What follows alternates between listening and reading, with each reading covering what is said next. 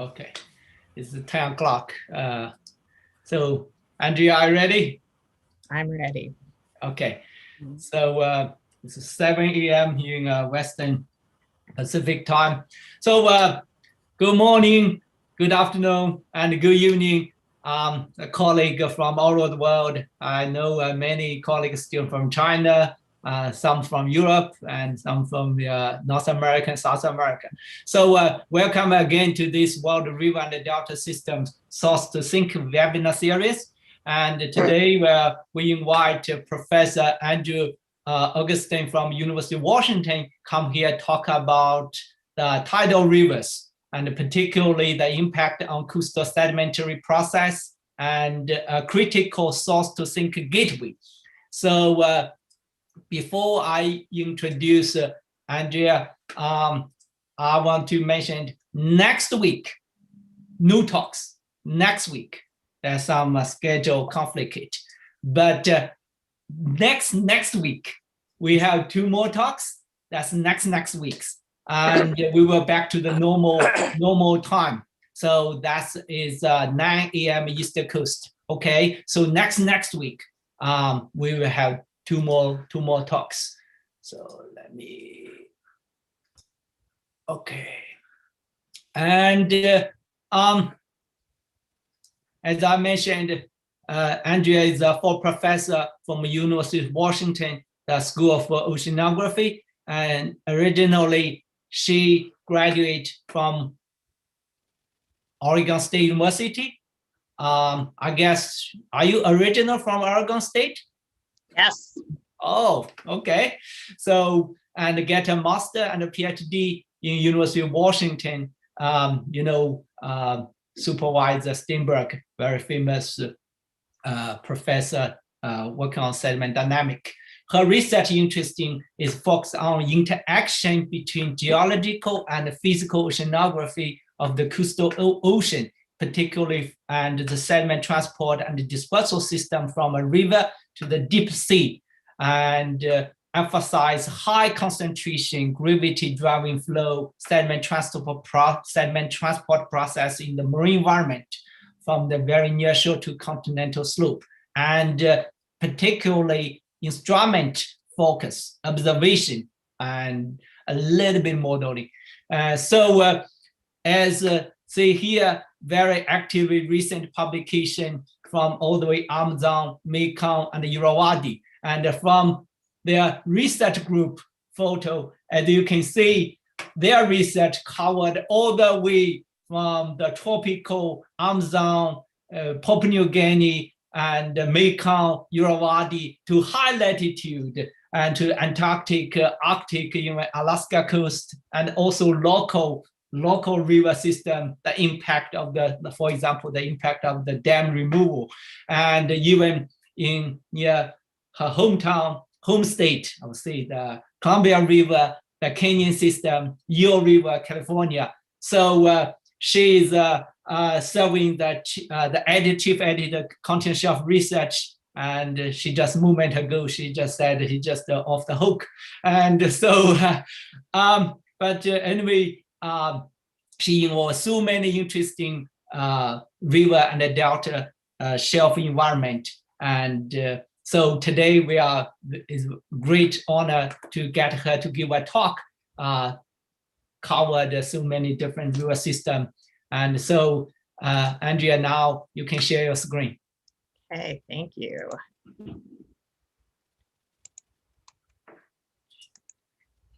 All right, thank you, Paul. That was a great introduction. So I want to thank all of you for coming on a Friday morning, afternoon, or evening, whichever applies to you. I know Fridays are usually my valuable days for trying to either get things done or take a break. So I appreciate you all being here. So I'm going to talk, as Paul said, about modulation of sediment source signals through the tidal river and how that impacts what we see in terms of the received signal in the coastal ocean. And I'm going to try to make the case that this is really a critical gateway in which the sediment that's coming from the fluvial system transforms its pathways, its grain sizes, etc., and that sort of influences what we see in the sink. And this is work, even though my name is on the title slide here, this is really work by our UW Sediment Dynamics group, co-led by Chuck Nitrauer, and then sort of the dominant students that I'm going to be talking about their work right now include Dan Nowacki, Erin Fricke, Emily Idem, Hannah Glover. I hope I haven't forgotten anyone. Evan Lars are the most recent addition. I hope I haven't forgotten anyone in that list. But this is really their work and not just mine. So if we don't quite get to the acknowledgement slides, at least acknowledge them now. All right. So I was always impressed with this image that was developed, or at least initially developed, by Bill Dietrich in sort of developing the Source to Sink Margins program. And the two things that the two pieces that I really took from this are that there is, the top scenario as we look at a signal that's propagating from the fluvial system. The top scenario really is sort of the one we naturally think about. There's a storm or a landslide or something causing erosion in the upland system. We get a strong positive perturbation. As that signal marches down through the system, it attenuates and becomes smaller and smaller, eventually potentially making it to the coastal environment where it acts as a sink, and that we see this attenuated signal. However, we also have marine signatures that either cause a signal, drive a signal in the upstream direction, so the bottom row of graphics, that drive a signature up into the sort of opposite the flow direction of the fluvial signature, or imprints its own signature on top of that fluvial signature. And so the interesting part of this is where both the fluvial and marine signatures dominate, so that both are sort of on the same order of magnitude and impacting what processes and pathways the sediment takes through the system. So tidal rivers are particularly extensive, and that's where these processes are of sort of equivalent magnitude, and they're particularly extensive on large deltas and where large deltas form. And as I think everyone here knows already, it's really important that we understand how deltaic processes work, because they're valuable environments, both economically and ecologically. Lots of us live on deltas, and the people who do live here are subject to geohazards associated with changes in sea levels, changes in morphology, and changes in climate. And some of the examples are shown here. But also vice versa, humans are also considerable drivers of some of these changes, doing things like damming of rivers and deforestation that impact the amount of sediment that come to and through these deltaic environments. And so the goal of my talk today is that, and the work that we've been doing on these larger systems, is to better understand the sedimentary processes that act to provide sediment both to the deltaic land surfaces surrounding distributary channels, and also the amount of sediment, or the sediment processes that put sediment out into the coastal ocean.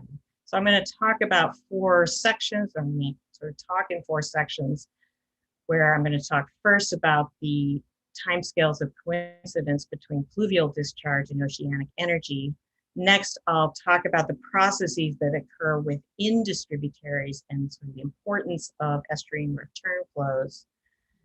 Third, I'll talk about natural and man-made levees in the tidal river, sort of what is making it into and out of the tidal river distributary, and then try to link that to the coastal sedimentary processes.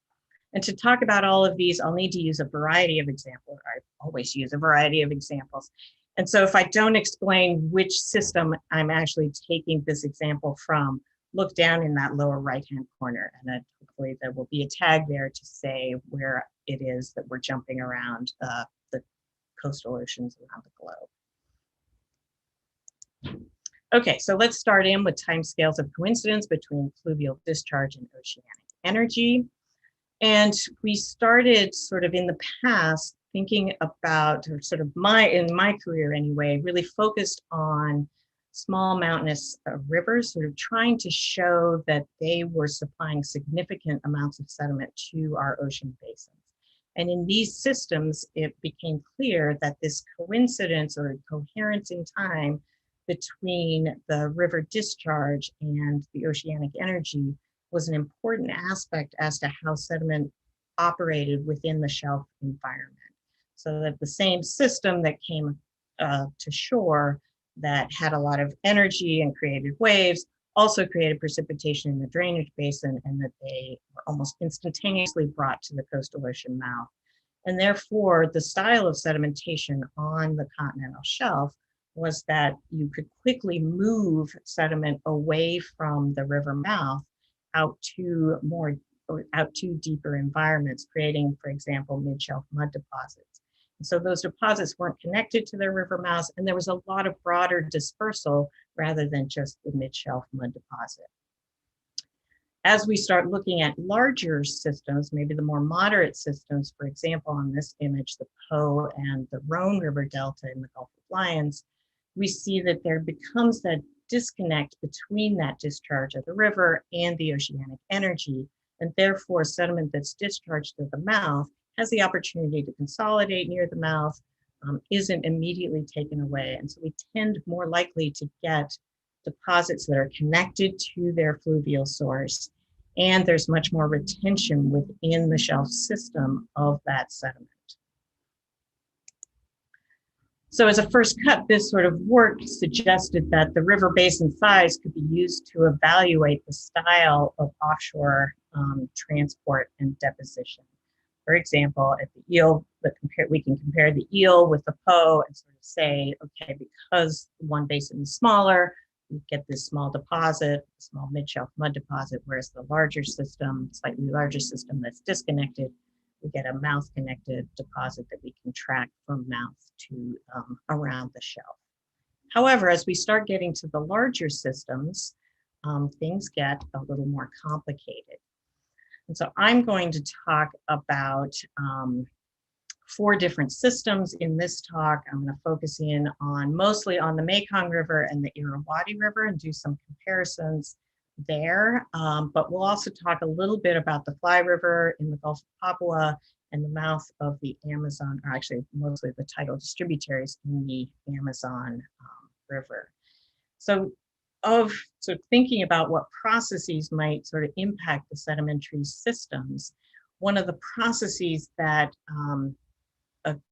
it's one of the differences in these larger deltaic systems is the fact that we do have this long tidal river, and that estuarine processes and tidal river processes precondition or act on the sediment before it ever reaches the coastal river or the coastal mouth of the river. So now I'm just focusing back in on 3 of these systems, the Fly, the Irrawaddy, and the Mekong, and we'll explore these in more detail. It's sort of mixing and matching from different publications, the river discharge, the annual river discharge hydrograph, and some information about the coastal winds or waves in those regions. So if we look first at the Fly River Delta over here, we can see that there's peak discharge during the monsoon conditions. But during those conditions, the winds are such that there is not much wave energy produced in the Gulf of Papua. Therefore, we can consider that system as being not coincident, where the discharge is not really occurring during the period of time when we have the energetic waves.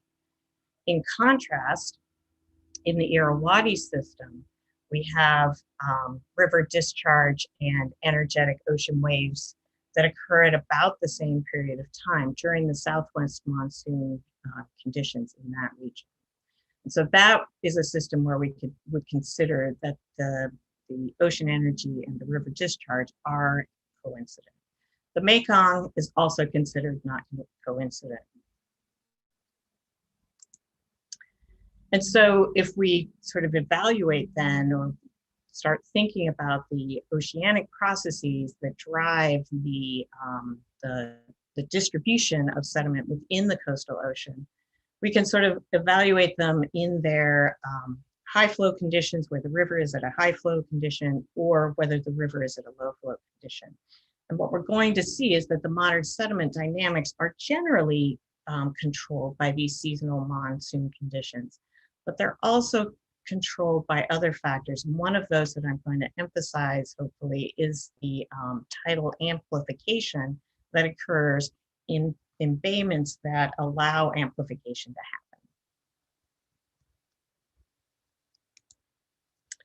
All right, but not only is, so we've got the coherence or the coincidence between episodic storm and flood events. We've also talked a little bit about coherence between seasonal processes, between river discharge in these larger basins and monsoonal conditions within the winds. But also there are longer scale processes that can create this coherence or incoherence. And for example, I'm using here is in the Fly River system that one of the controlling factors was whether there was El Nino conditions. And in El Nino conditions, it creates drought in the river, and therefore any of the estuarine processes indicated with the gray bars is the zone of estuarine processes. Those estuarine processes, when it was drought condition, were sucked much further back into the distributary channels. And in that case, that allowed storage within the delta itself, within the distributary channels, significant amount of storage, but very little sediment actually exiting the distributary mouths. And so we normally think of positive perturbation signals, sort of a pulse of sediment, and how that might propagate through a system. This was a case where it was a negative signal on a decadal scale that creates a signature that you could track then into the marine environment. So our time scales that we need to think about are on the scale of floods and storms, they're on the scale of seasonal climate, but they're also on longer scales as well. So what I want to emphasize here is that basin size and coherence isn't really the whole story. It may be very accurate for sort of the smaller to moderate size, but in the larger systems, in processes within the distributaries, add a lot of complexity. And that brings us to, let's talk about what's going to happen within those distributary channels. So we'll talk about intra-distributary processes and the estuarine return flow. But before I really go too much further, I've been talking about the tidal river, but I haven't really defined it. And I'm sure everyone here probably knows that. But for the broader audience, let's define the tidal river. So the tidal river is the part of the fluvial marine system where tides can propagate and influence the flows within the river system. However, there's no salt that's penetrating. So it's beyond the region of salt intrusion, but the tidal variation in water surface elevation impacts the flows within the river. And as we all know, we tend to put gauging stations right at the head of tides, so just above the tides, because it's a heck of a lot easier to monitor without the tidal variation. And so we understand how much fluvial, or we may understand how much fluvial sediment is making it to our lowest tidal gauging station, but we really don't know how that signal is then processed and makes it to the coastal ocean. And there have been a number of studies that have suggested that as much of 30% of the sediment could be lost in these large deltaic systems, could be lost and not make it out to the coastal ocean. So if we study of these large tropical systems, it provides us with these large signals to follow and different regions where we can evaluate different ratios of the fluvial controls versus the marine controls. And as I said, sort of that interesting region is really right in the middle where they're both of the same magnitude. So every river has a tidal river, or at least to some extent, every river that discharges to a tidally influenced water body. And I'm just illustrating here the systems that I'm talking about have nice long 250 to 850 kilometer length scale tidal rivers. And then I threw in a couple of extras from the West Coast. The Columbia River has a 190 kilometer tidal river. The Potomac on the East Coast, Dan Nowacki provided this number of 60 kilometers of the Potomac River. So these are processes that occur in most every river that isn't a small mountainous river. And so it's important to sort of remember that it's not just these large tropical deltas that I'm talking about.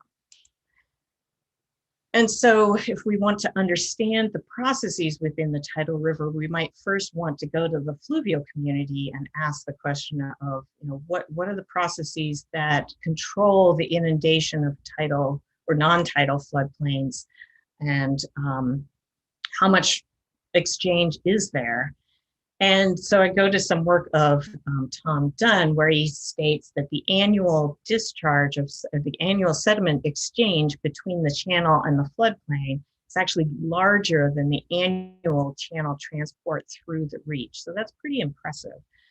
This was in reference to the upstream components, fluvial components of the Amazon River. And so we might try to think about, how does the tidal river, tidal floodplain exchange, how do they compare? And sort of trying to sketch it out, we hypothesized that because we have inundation going up and down on a daily basis, and thus export out to those tidal floodplains on a daily basis, this is probably even larger than the fluvial system, where you may only get that inundation occur during the seasonal flood. And so what does that mean for this source signal, or for that exchange between our lowest gauging station and the coastal ocean? How does that modulate the signal that we might see? And to look at that, I'm going to focus in on the Mekong Tidal River, where that was sort of our within channel intra-distributary study site, where we were looking at the processes within the channels rather than sort of the overbank flow, which we'll get to after this. So in the Mekong River tidal channels, there's been significant human impact, mainly in the form of, within this reach of the river, in the form of the building of levees. And so little sediment actually reaches these tidal floodplains, but we wanted to look at the intra-channel processes. Okay, and so I'm going to go back for a second. I just want to note on this map figure, note that we're in the lower tidal river. We're going to examine some of the results found from these transects down in that lower river, starting at A, close to the mouth, and D, up a little bit further up into the tidal river, but still not into that upper tidal river. So we're in the zone where tides are a dominant process. Okay, and so we can look at a cross-section of the channel and look at the bed morphology, as well as what the processes, the hydrodynamic and sediment dynamic processes are. Again, here are the transects that I was pointing out on the map. And you can see, first of all, that during the high flow, if you follow the color coding here, we have tidally reversing flow up to about 100 kilometers within the tidal distributary. And we have unidirectional flow, yet altered flow due to the tide much further up to some 250 kilometers. And during low flow, the tide actually penetrates even further into the system. And again, so we have this tidal river occurring over hundreds of kilometers. So one of the first things that we look at is what happens to the tide as it propagates up into this distributary. Again, the blue line is the zone closest to the mouth. We can see that the tide is propagating. It's not exactly sinusoidal, but it's a little bit skewed, so we have a little bit of asymmetry. But as that tide propagates up into the distributary, it becomes much more skewed and becomes and attenuates at the same time. So let's look at the flows within the channel during high flow versus low flow. And so again, as I said, during low flow, we have much more tidal action because the tide can penetrate further into the distributary. And during high flow, although we still see this reversing flow, again, this is relatively close to the mouth, we can see that the tidal flows and the tidal velocities are significantly higher over a tidal cycle at any point in time than that mean river discharge itself. And so we get this tidally reversing flow where the bed stresses and the velocities and bed stresses can be extreme during the extreme ebb and flood flows, but that they vary during high flow and low flow seasons. So the velocity, at least at this zone within the tidal river, the velocity during high flow was ebb dominant because you have the addition of the river discharge, whereas during low flow, that asymmetry in the tide leads to flood dominant flows, and that'll come back in later. Within that stretch of the tidal river, during high flow, the estuarine processes were pushed further out towards the mouth, and therefore the conditions were that it was a freshwater tidal river, whereas during low flow, it became a partially mixed estuary. And so the filling, as that flow is going in and out of the distributary channel, the filling occurs very differently whether it's acting as a tidal river or whether it's acting as an estuarine, a zone of estuarine processes. We can see during the tidal river phase, it's much more lateral. There's lateral exchange or laterally varying exchange of fluids as they come into and out of the distributary channel. Whereas when it's an estuary, of course, we get the more vertically variable exchange of water. And so as we then bring that information to the net sediment fluxes, again, here on the left is the high flow conditions, and here on the right are the low flow conditions. You can really see quite variable net sediment fluxes during that time period. The blue is sediment fluxes moving out the channel. The dark browns are sediment fluxes moving into the channel, or upstream within the channel.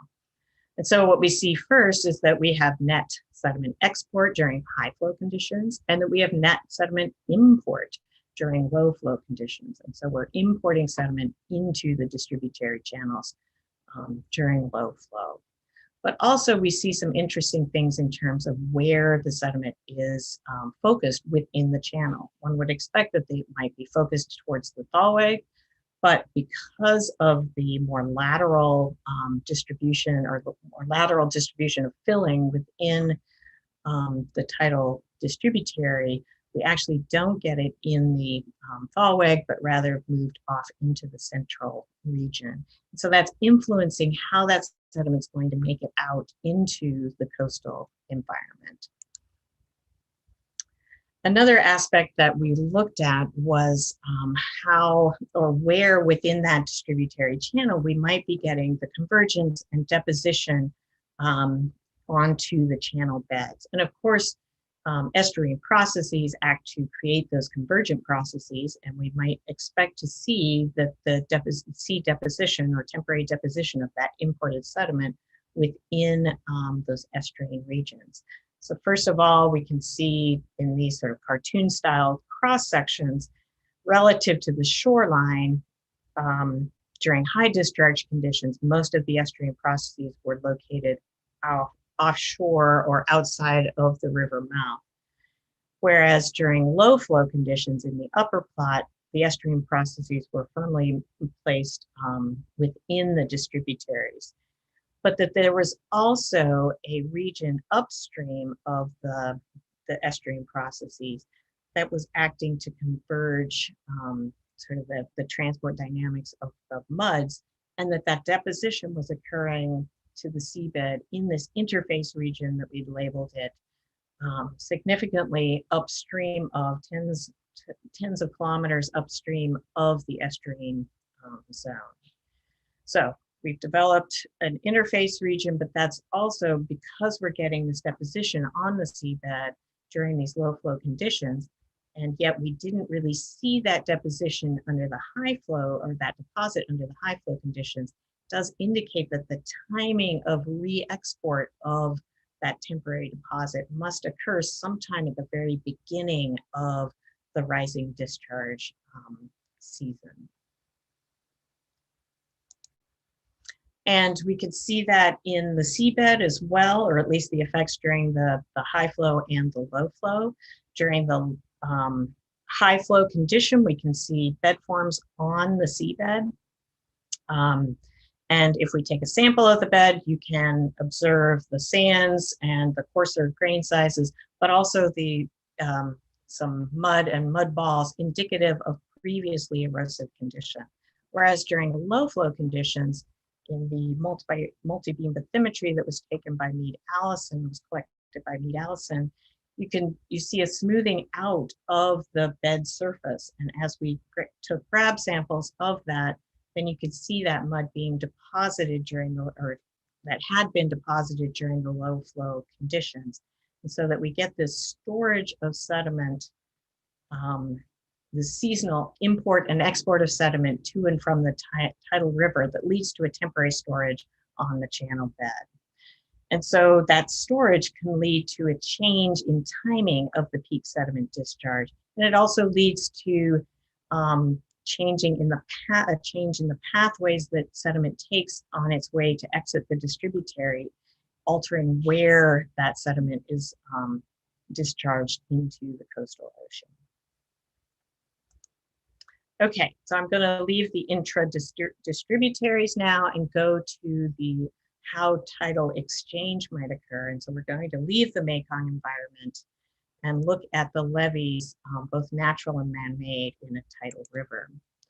And so I think Chuck did talk about this when he talked about the Amazon River system, but I'm going to just briefly touch on it again, noting that again, we're looking at the tidal river, where we're looking at the change between the fluvial processes that dominate and where the marine processes that dominate. And so we'll sort of think about this in terms of three regions. Up here, where it's still a tidal river, and yet fluvial processes dominate. Down here, again, still a tidal river, but where the marine processes dominate. And then the interesting zone where both of these dominate. And so we can look at the types of levees that occur in these three different zones that range from, in the fluvially dominated region, tall, very prominent levees with a lot of sediment accommodation space behind them, but that are inundated sort of with the seasonal flood wave, and then the exchange is more diffusive and or through individual channels to get fluid back to the tidal floodplains. And in contrast, in the downstream region, we can then look at those tidal floodplains, and those are more reminiscent of intertidal flats, where the accommodation space is mostly filled, but there are channels cutting through that carry water and sediment up to those flat surfaces at the extreme tides, but that happens on a daily basis, so every day.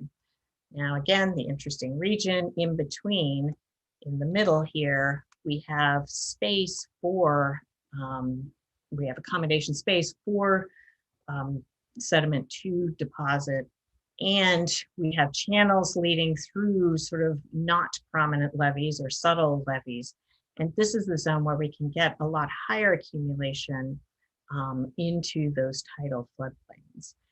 And so we can actually, we put instrumentation, Dan Nowacki put instrumentation in a number of these channels, of these differing channels, and explored the relationship between the velocities, the sediment exchange, or the sediment transport and exchange, and sort of found that they are acting, these channels are acting as sort of tidal flat channels and have the associated tidal pulses with them that act to draw sediment within into the tidal floodplains. And so the form of the levee and the channeling of the levee are acting to impact how frequently the floodplains receive water and sediment from the main stem of the tidal river.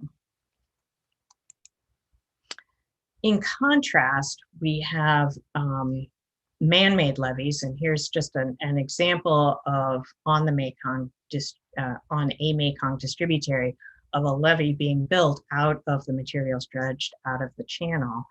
And you can see in the map that was adapted from TON in 2020, showing the distributary channels and the network of smaller channels used to access the agricultural lands. In this case, they're protecting very valuable, economically valuable agricultural lands and are necessary now to keep the people who live there, the communities, and their economy going. But what was found in this modeling study of TON is that not only do the levees impact the hydrodynamics within the tidal distributaries, but they also, well, of course, they also vastly reduce the amount of sediment discharged to the tidal floodplains.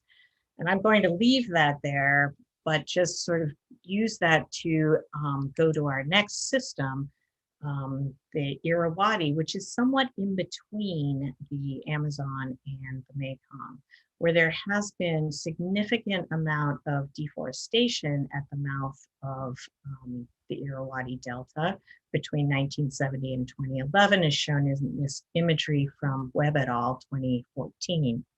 So there's been a lot of deforestation, and so we might ask the question, is that going to create some of the same problems that the Mekong Delta is experiencing?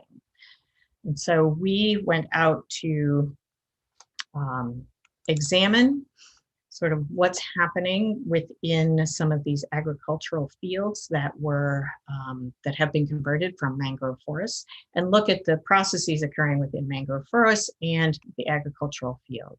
And this is work that Hannah Glover is working on. She talked a couple days ago, and I'm just sort of building on some of the things that she found. And so what she has found was that the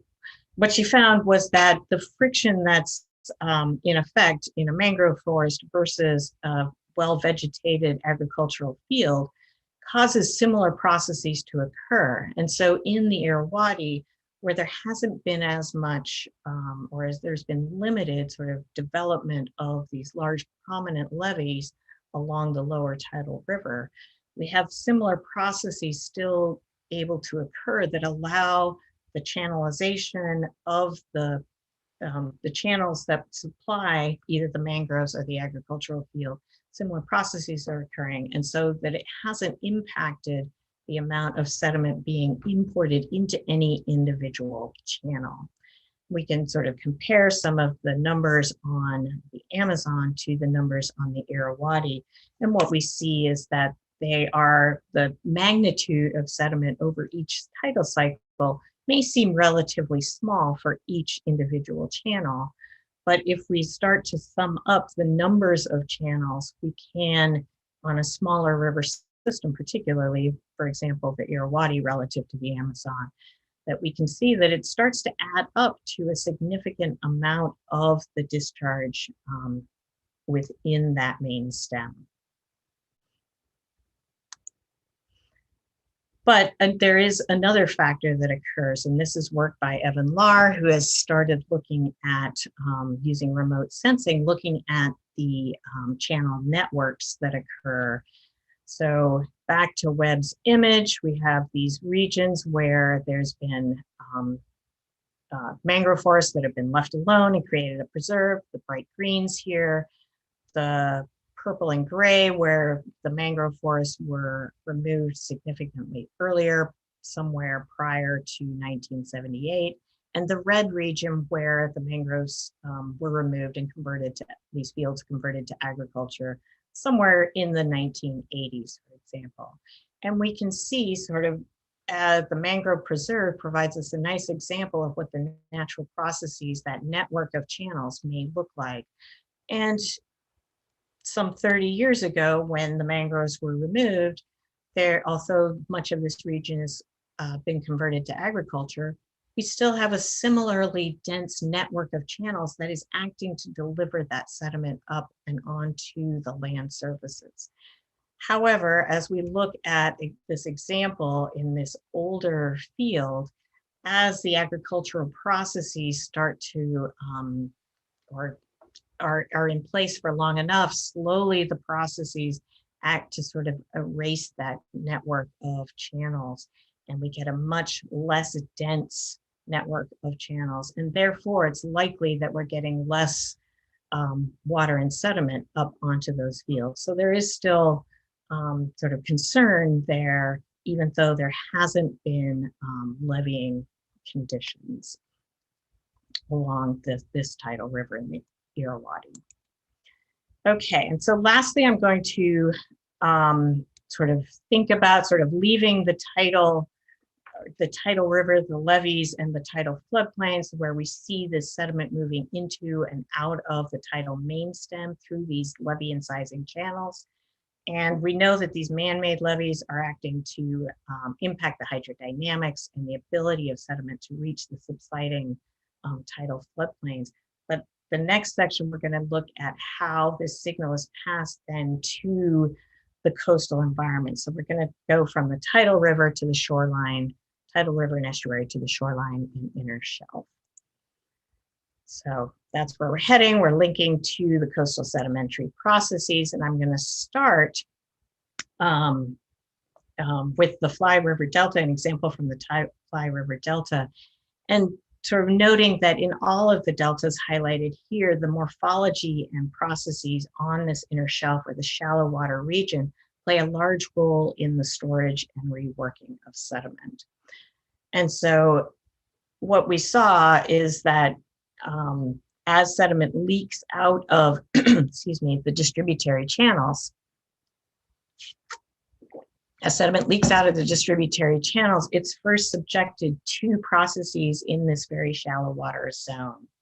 It may also extend directly out to the pergrading cliniform region, but much of the sediment ends up in the shallow region. One of the reasons it stays there is this amplification of tidal processes, and that along this shoreline, there are river mouths and tidal inlets that act to allow sediment to interact with that shoreline and the tides to interact with that shoreline, amplifying the landward fluxes, excuse me, the landward fluxes of sediment. All right. So this temporary storage within these tidal processing regions in the shallow inner shelf creates conditions, at least in this case, where you can converge so much of the sediment flux and not allow that sediment to settle to the seabed, that we create the conditions necessary to create fluid muds in that zone that Gail talked about in this series earlier. And so once the processes develop enough sediment and we allow cross isobelth gravity-driven transport, we get these episodic releases, generally during neap tides, episodic releases of those fluid muds in the form of sediment gravity flows, but they occur sort of in spatially discrete regions associated with these inner shelf tidal processing zones. So we create three-dimensional heterogeneity of the delivery of sediment to the offshore region. So we might want to ask how that sediment then asks that was delivered from the tidal river and makes it into the inner shelf. How does that actually feed the shoreline environments, and in particular, the mangrove forests? And so I'm showing as an example here, even on the highly human influenced Mekong Delta, we do have mangrove forests that are developing, fringing mangrove forests that are developing in the inner shelf region or on the edge of these distributary islands. And our initial concept may have been that, okay, because that is so close, those environments are so close to the tidal river and estuarine zone, that the feeding of the mangrove forests come off of the tidal river and estuary. So we've got a fluvial source, it comes through the tidal river and estuary. Part of that is stripped off and directed towards the mangrove shorelines, and another part directed out to the inner shelf. However, what we found was that it was much more complicated than that, and that these seasonal processes and the exchange of sediment with the shorelines was sourced somewhat from the river, but more dominantly from the outer or from the middle shelf where sediment had deposited. And in the case of the Mekong River, under high flow quiescent ocean conditions, sediment is directed offshore, ends up in a marine sink, but then during the low flow energetic conditions, when that sediment is resuspended again, the sediment is moved back towards shore with increasing wave energy and tidal asymmetric tides. And so the time of increased delivery to the mangrove regions was really when there was little discharge coming out of the river itself. So that can influence what's happening offshore as well. And so just to summarize sort of what we've been talking about, and really here focusing on a comparison between the Mekong in these images, and later I'll add on the Irrawaddy. So in the Mekong, here we had conditions where the discharge in the ocean energy was considered not coincident. And sort of as predicted, we had export of sediment into the quiescent ocean during high discharge, with much sediment staying sort of or just locally during that high flow condition. However, during the change to more energetic ocean conditions, but low river discharge, we had the import of sediment into distributaries. And the man-made levees on the floodplain sort of reduced or pretty much eliminated any delivery of sediment to those tidal floodplains. What we end up with is our proximal and distal sort of cliniform development that Paul Lewis talked about a number of times, sort of really stretching that deposit along the shoreline due to these delivery processes. In contrast, in the Irrawaddy Delta, we have the ocean energy in the form of waves and the discharge being coincident, so they're occurring sort of in the same seasons. But we also have tidal amplification, and Hannah talked quite a bit about this on Wednesday, and again, I'm just sort of adding a little bit to what she talked about in this comparison. And during the during the energetic ocean conditions and the high discharge time, we get discharge into an energetic ocean. And on the western side of the delta, that means that that sediment is sort of whisked away, as we saw, sort of somewhat similar to the small drainage basin system. So as the sediment's discharged, it's whisked away relatively quickly. The circulation tends to move it towards this zone in which I've labeled the tidal amplification. During lower river discharge conditions, then during low river discharge conditions, when there isn't as much ocean energy and you might expect consolidation within this zone where we've had all this sediment discharge collecting, we still have this remaining tidally amplified energetics. And so adding that tidal aspect to the ocean energetics beyond just the waves sort of changes our concept of how we think about that deposition occurring in this zone of tidal convergence. And so we get import at that period of time to some of the distributaries. So the distributaries that are leading out into this zone of storage and tidal amplification get import of sediment, whereas other distributaries on the western side of the delta may not have that same, or do not have that same amount of sediment available to be imported into the distributary. And we found that there was limited man-made levees on the tidal floodplains, and therefore we're still allowing that sediment and water to inundate the land surfaces and change the signal in that way. So we can sort of play these games or think about these concepts in terms of a number of different systems. I'm not going to go through all of these. Again, this is Hannah Glover's dissertation work.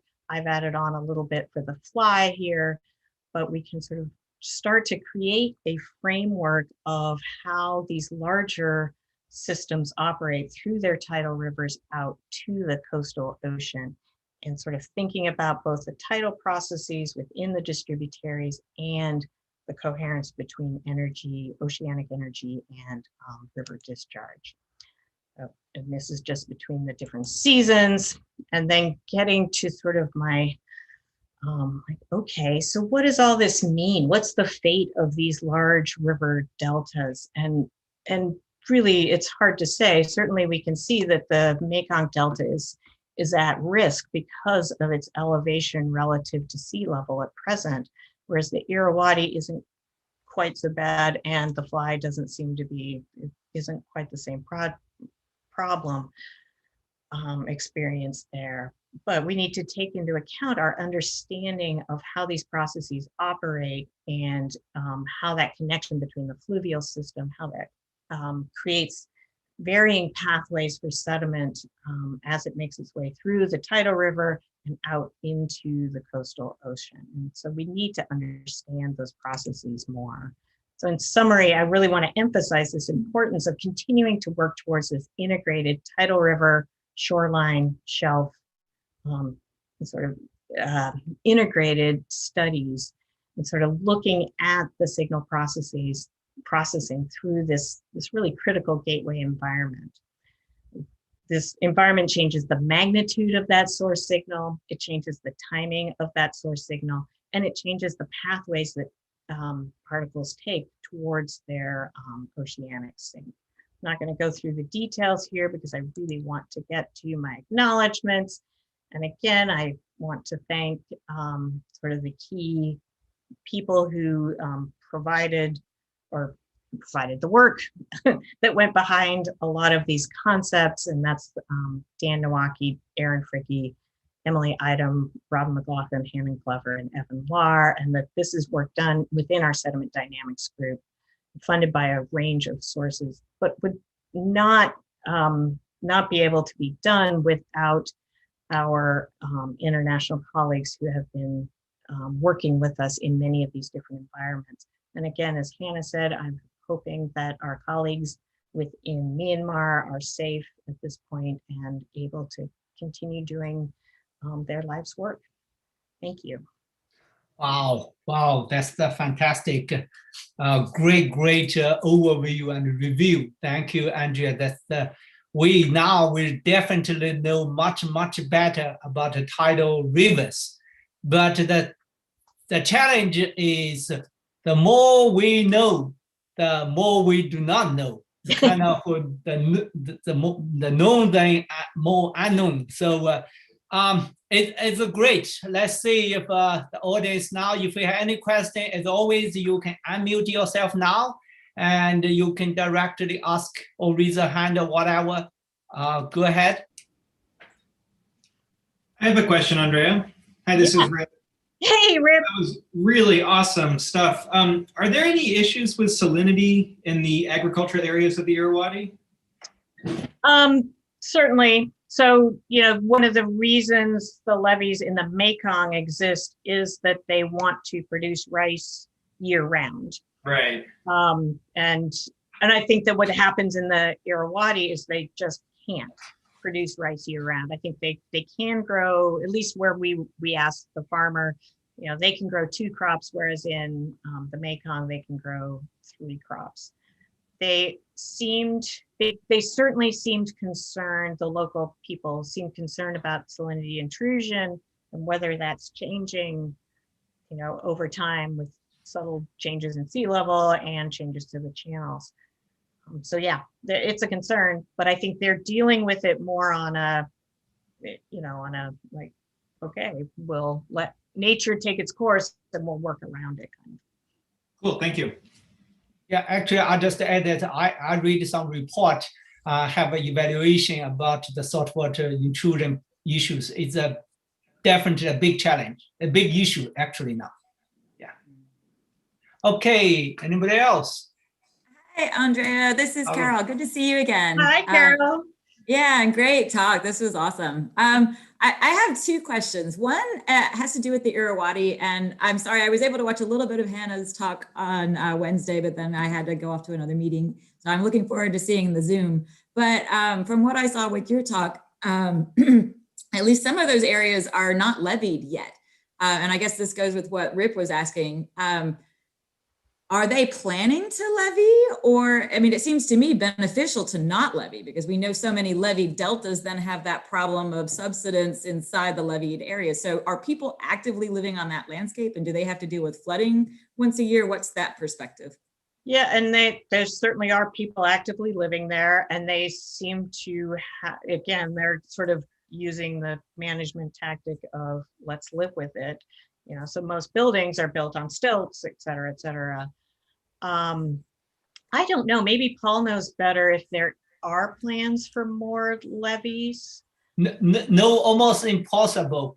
And this is the lowland. The situation even worse than Ganges-Brahmaputra, because this is the reason 2008, the hurricane, the tropical storm Hagis killed 138,000 people. One event killed 138,000 people because people living there, and it's the storm surge, the big issue. That's really a shame. Okay, well, thank you. I have another question. So I'm really interested in looking at like partitioning of where we have organogenic areas, like organogenic wetlands versus more mineralgenic. And certainly with deltas, it all depends on the sediment distribution. So I was really interested when you showed Frick's work in the Amazon of like those tidal river areas that are inland have a very large levee and then a very low-lying area next to it with high accommodation space, but low accretion. Would that be kind of like where we would get our organogenic freshwater marshes then? Like, is that kind of structure then? And is that common in other tidal rivers, or is that really only the Amazon that we would see that kind of morphology? Good question, and probably others can answer that better. Aaron's not here, is he? I don't see him. Anyway, so at least within the Amazon, those regions, particularly in that central region, up where it's more fluvial, it sort of looks just like a fluvial floodplain where it's grassy back behind there. But in that central region, it was certainly sort of marshy looking, with plants that, not being a botanist, plants that are sort of dominantly on the surface, and then a lot of root material and debris down below. So if you had to take a core, it was kind of creepy. So I'm going to use that to say that, yes, it was really, it seemed very organic rich in that zone. And so that the exchange with sort of that central region, water and sediment, seems like it would be likely to be very organic rich. I can't say we evaluated that. The second part of your question as to whether this is typical of all tidal rivers, I'm not sure. Again, because the Amazon is so long, it was really nice that we could separate out that middle zone where the processes are about equal. There's also other tectonic forces happening that might influence why there was more accommodation space in that zone. But it makes sense to me that you would sort of, because of that mixing of marine processes and fluvial processes, it makes sense to me that most should have a central region that would be sort of more, it's got accommodation space, it's got subtle levees and channels that cut through, it's got all of the different aspects that would lead to a lot more transfer in that central region. Yeah, But again, excellent. I think that's a great place to do more study. Well, yeah, I'm excited you mentioned that because Rip and I were on the chat online, and I mentioned to him that I think that we have something similar in the GB system in the Southwest region. They call them the Beals there, but they were freshwater wetlands back in the day before this became so densely populated. And now they're all embanked, and they've actually mined the peat out of these areas. So like, if you look at the DEM of these areas, they're very low lying, but that's more, there's been high subsidence, and then there's also been peat extraction in that region. But yeah, it's interesting. It'd be a neat thing to look at for the future. But thanks again for the talk. That was great. Thank you. Interesting.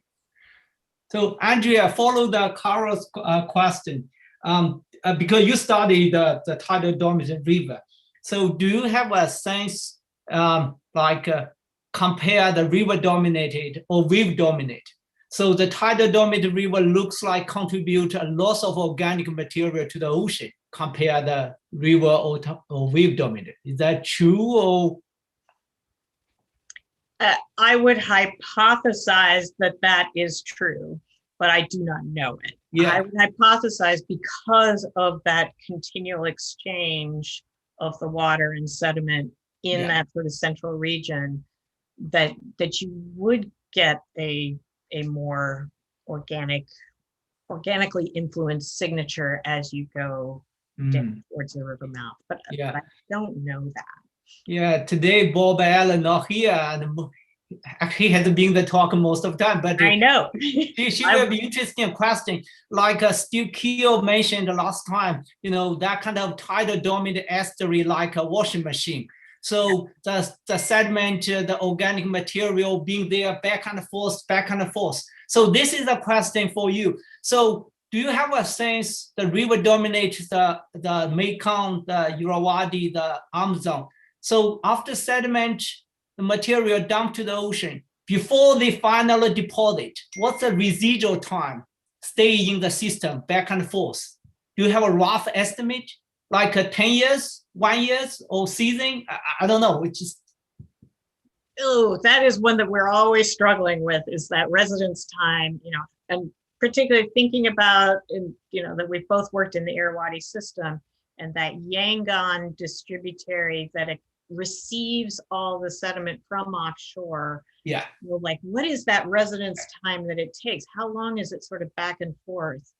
And I would guess it's sort of beyond a year, but again, I'm still just sort of hypothesizing and guessing. But I would expect that it's coming in and out of those tidal distributaries. Yeah.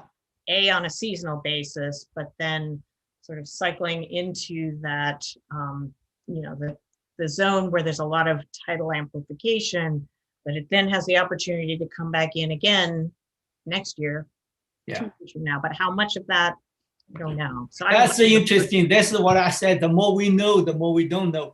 Yeah. And so there's a great implication for the biogeochemical process. If they back and forth, until many organic material totally burning down. Yeah. But anyway, so maybe someday Demas can help us, some, Bob Allen or here. So let's see. Next, Michael. Yeah.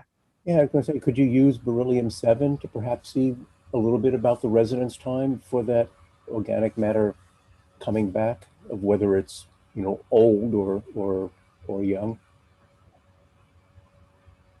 Yeah. Yeah, somebody probably knows better than I do again about that. But I think that has potential. I think beryllium-7 in these sort of washing machine type systems is a bit, well, it's just hard to interpret, but maybe that's the part, the hard to interpret part is sort of its. Yeah, is that mixing time, right? Yeah, exactly. So, yeah, I think that has potential. If we can ever get back there. I think another issue with the beryllium is there's so much mixing, is that the signal's very diluted. Yeah. And so it's we look for it in our offshore crews, and it's I would say it's sporadic in the surface surface layers. So, and I suspect that some of that is just due to dilution.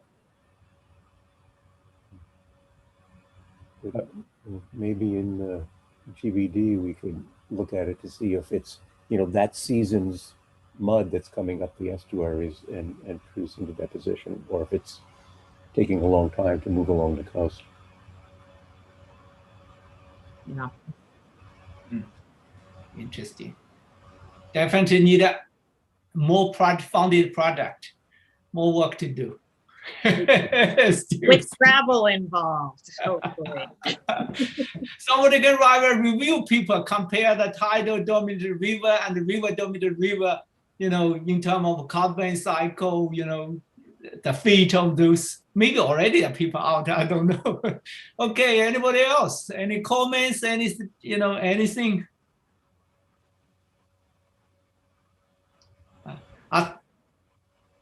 If no, the great, Andrea Harris in comments in the chat said just thank you for a fantastic talk and a great talk.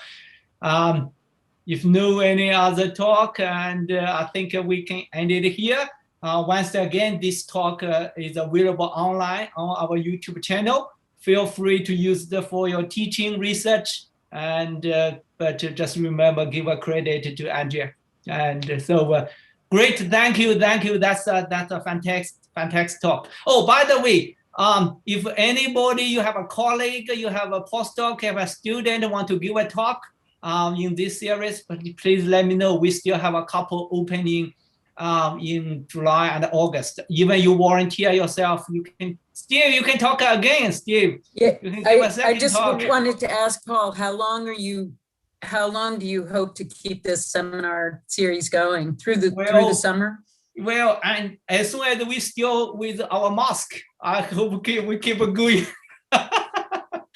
Okay. So I don't know. I try my best, keep everybody, hook up together during this pandemic.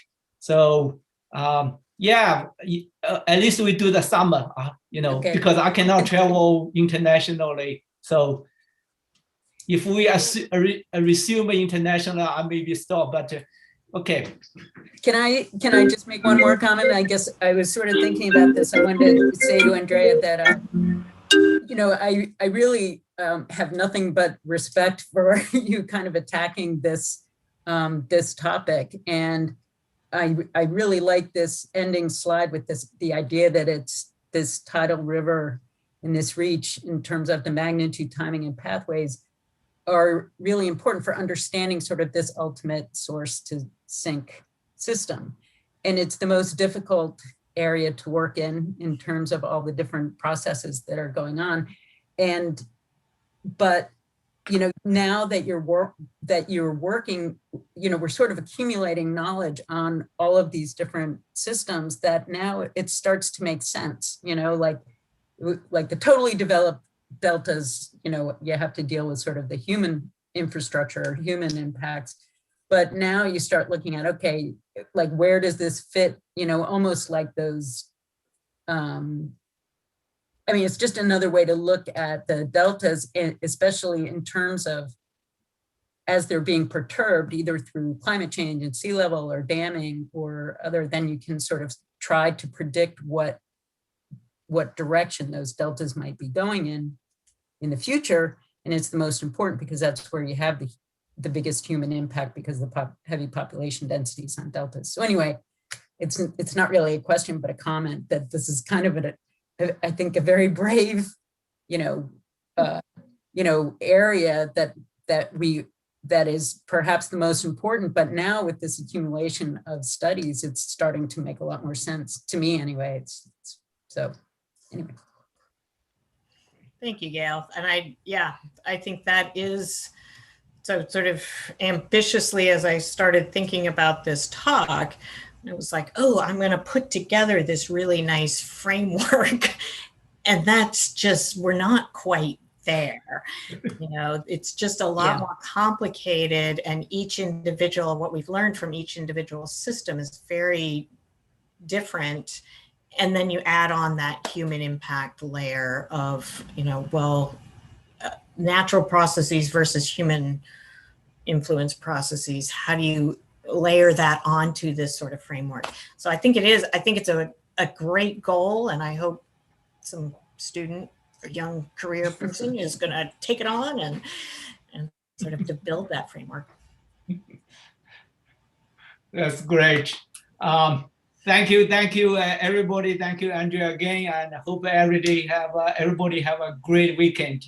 And so next week we don't have a talk. Next week then we have some talk. Okay, I will send an email. And so okay, cool. Thank you all for coming on a Friday.